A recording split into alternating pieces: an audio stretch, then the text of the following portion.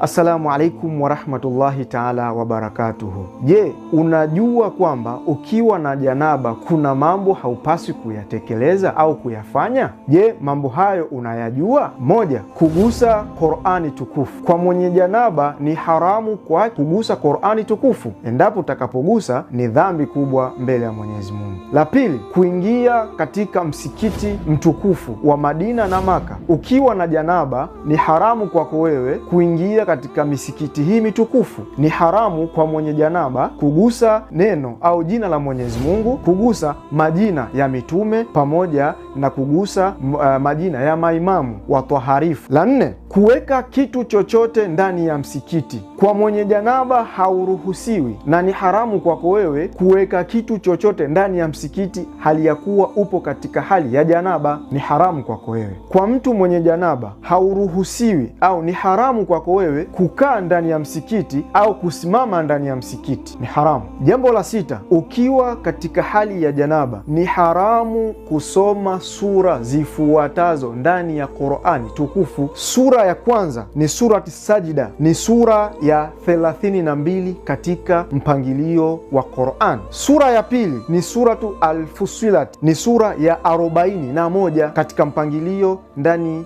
ya mashaf tukufu. Sura ya tatu ni suratu An-Najm, ni sura ya 53. Kwa mwenye janaba hautakiwi kusoma, ni haramu kwako. Sura ya 4 na ya mwisho ni suratul Alaqi, sura ya 96. Ni haramu kwa mwenye janaba kusoma sura hizi nilizozitaja. Kwa nini hizi sura 4 ni haramu kuzisoma ukiwa katika hali ya janaba? Kwa sababu ndani ya sura hizi kunapatikana ayatu sajida, aya ambazo ikiwa utasoma sura hizo ni lazima kwako wewe, ni wajibu kusujudu, kupeleka paji lako la uso katika ardhi, kwa maana ishara ya unyenyekevu mbele ya Mwenyezi Mungu Subhanahu wa Ta'ala. Kwa sababu hiyo imeharamishwa kwa mtu mwenye janaba kuweza kuzisoma sura hizi. Haya niliyoyataja au niliyoyaelezea hautakiwi kuyatekeleza mpaka uwe katika tohara, na tohara hiyo kwa kuoga au kutayamam. Wa hadha, assalamu alaikum warahmatullahi wabarakatuh.